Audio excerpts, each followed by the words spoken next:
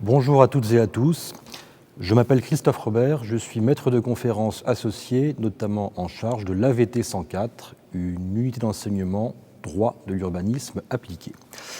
Le droit de l'urbanisme est une matière riche, vivante, complexe, évolutive, qui ne cesse effectivement d'évoluer au gré des considérations, on va dire, juridiques. Je pense notamment à la récente loi Climat et Résilience du mois d'août dernier, qui est venue intégrer un certain nombre de nouvelles considérations environnementales par rapport à l'urbanisme.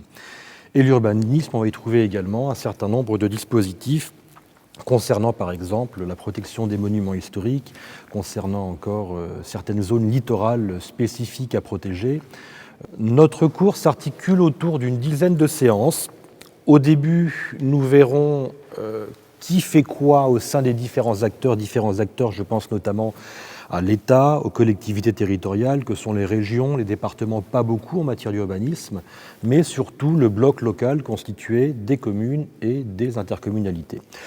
On aura l'occasion de décliner sur un plan pratique un certain nombre d'outils de planification. Certains connaissent peut-être les sigles comme le SRADET, le PLU, le PLUI, le SCOT. Les juristes ont malheureusement trop tendance parfois à parler en sigles. On essaiera de parler simplement durant nos cours de manière beaucoup plus accessible au plus grand nombre. Et nous verrons également, élément important de ce cours, une phase extrêmement opérationnelle. Je pense notamment aux modalités de mise en place de certains projets urbains. Comment ça se passe entre la conception du projet, la préparation du dépôt du permis de construire, l'instruction de l'autorisation d'urbanisme, et enfin ce qu'on peut en faire concrètement, notamment à l'égard d'un certain nombre de risques contentieux qu'il s'agira d'apprendre à anticiper. Concrètement, cet AVT 104, droit de l'urbanisme appliqué, est évalué en contrôle continu. Les cours se déroulent de manière hybride, c'est-à-dire en fait aussi bien en présentiel ou en distanciel lorsque les cours ont lieu de manière physique dans les locaux du CNAM à Paris.